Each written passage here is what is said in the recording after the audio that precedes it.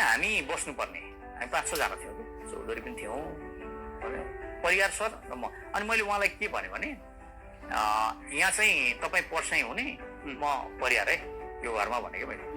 सरपञ्च सिक्नुहुन्छ होइन, तपाईँ पर्साई भन्नुहोस्, गोत्र सोध्यो भने सान्डिलले भन्नुहोस् होइन, तपाईँ पर्साई है, म परियार।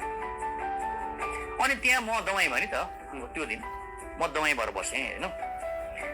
त्यहाँ मैले परियार भन्ने बित्तिकै अध्यक्ष को भन्दाखेरि सचेत नेपाली पार्टीको अध्यक्ष पुण्य परियार भयो होइन, पुण्य परियार।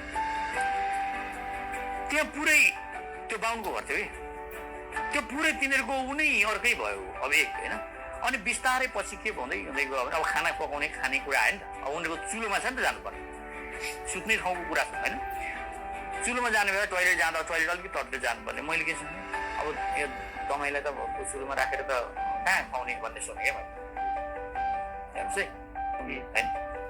राति सुत्ने बेलामा पनि होइन, सुत्ने बेलामा मलाई खाट दिएन। दमाई त अध्यक्ष रहेछ, के चल्छ पार्टी भनेको पनि सुने होइन, त्यो पनि सुने। भनेपछि त्यो एक रात काट्नलाई मलाई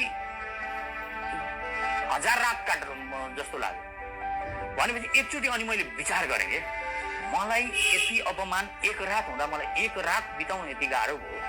अनि यो देशका दलित भनेर छुवाछुत गरेका ती लाखौँ मान्छे जो हजारौँ वर्षदेखि 3000-4000 वर्षदेखि यो पीडा भोग्दै आएका छन्, तिनीहरूलाई के भइरहेको छ?